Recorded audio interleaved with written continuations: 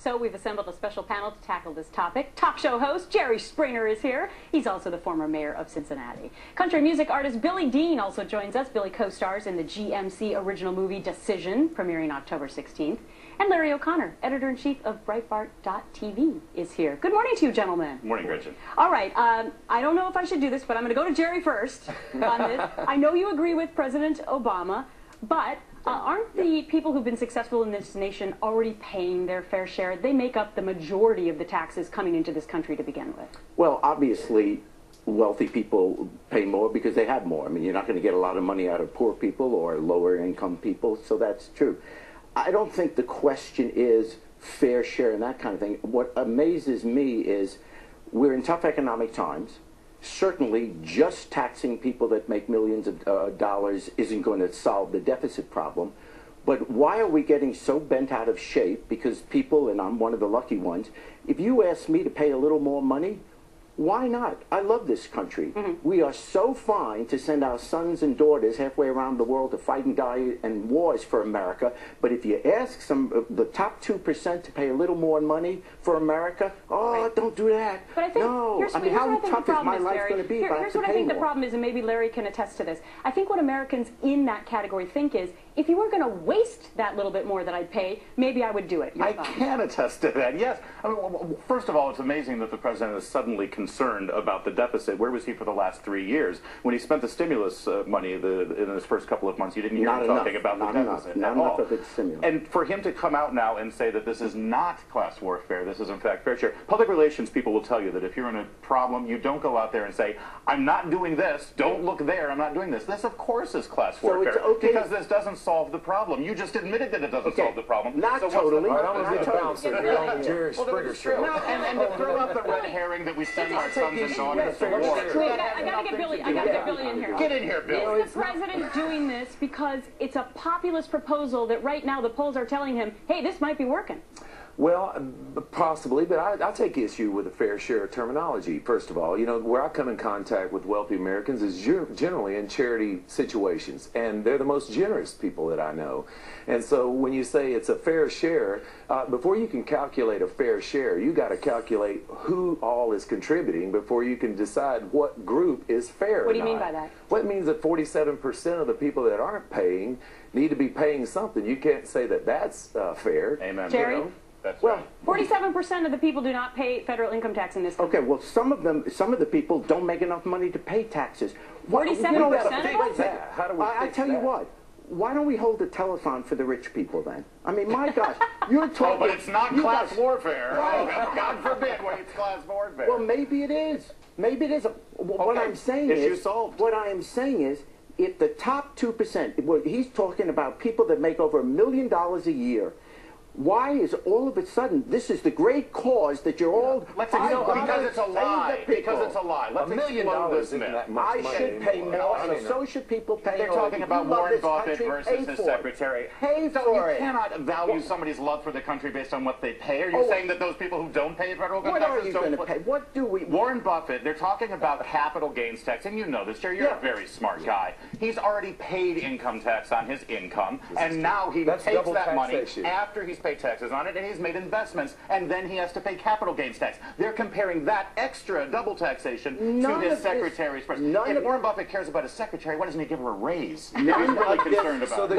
Why didn't I pay for his secretary? He's actually right. It's apples and oranges, but I want you to respond. When you're talking about cutting Medicare, or what's happening with people of lower income, or what's happening with the middle class, I don't see the passion. I see this network going crazy, with all due respect, with the idea that people that make millions of dollars will have to pay a little more money. Because a lot of people think that's my priority issue in America. No, because a lot of people believe that those are the people who are creating jobs, and right now we have 9.1% unemployment. And guys, stick around and continue the fight in the break, because they're coming back for this. Is President Obama's handling of the Middle East costing him the Jewish vote?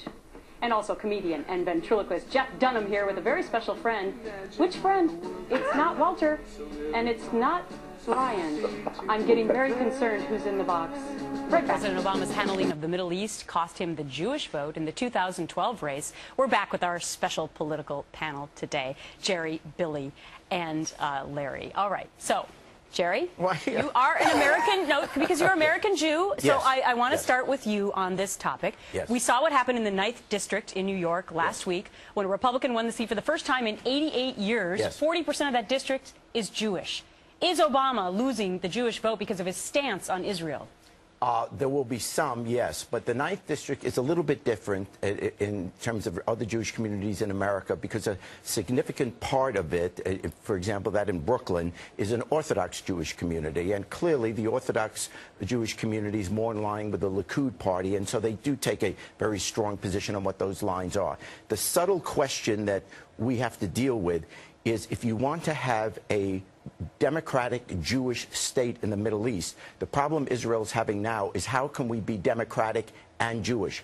Because as the boundaries are now, most of the people living within the state of Israel ultimately are not going to be Jewish.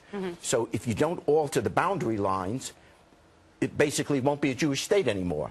And so you can't have democracy and a Jewish state unless you alter the boundaries. You didn't answer the question about whether or not Obama's going to lose the vote, though. Probably some, but overall, American Jews tend to be more progressive, more liberal, so he will still get the vote. Look, come on. Perry, are you telling me that our foreign policy is going to be determined? Nice guy, and maybe we can argue whether he did a good job in Texas, but he's in charge of our foreign policy. Larry, are you going to defend Perry? Yeah, I am. Listen, you can tell that there's a problem with the Jewish vote when Jerry Springer has to say, but look at Perry, look at who's the alternative. That's the problem. I'm not Jewish, but I worked in Broadway theater, so I'm qualified to talk about Jewish people and gay people. Both of those issues I'm set on. And the fact is, here's the thing. Bob Turner, you saw Representative Bob Turner. He started my show. To say that he's in a different kind of Jewish district. It's been 20 years. This is the Schumer district. This is the Wiener district. You know Ohio politics. There were a lot of reasons. A little bit of that Jewish vote could make a difference in certain districts in Ohio, which is a critical state. But it wasn't just the Jewish people that voted against the Democrat. They also allegedly voted against Obama's economic policies. Yeah, Really, I got to an indicator. I mean, that election was an indicator of what's to come, I think. Right. And I do think he's going to lose some votes on that. But I also think it's more the tax issue is going to affect the vote, more than anything. Ed Koch knows a little something about the Jewish vote in America, I think, and he's the one who championed this vote for Bob Turner. Democratic mayor of New York who supported the Republican in the race. Thank you. And a champion of the Jewish vote in New York City, certainly. And those voters go down to Florida, and that's an important state, I'm very happy as an American Jew, and I have family in Israel. I'm very happy to support Obama, and I got to tell you, it may even be a majority of the people right now in the state of Israel don't disagree with Obama on this. The Likud party is in charge now because there's a coalition government, but do not believe that everything Netanyahu says is what the people of Israel all want. Well, the polls show that he's getting stronger. And Jerry, you remember on your show you would have a woman who was in a terrible marriage and the guy treated her horribly. I never forget that show. And yet the woman, it's the same show every day, and the woman still was in love with him. That's how I feel about the Jewish vote constantly going to the Democrats. What a way to wrap up the segment. Thank you very much for that analogy. To the three guys, thanks so much. Very interesting discussion.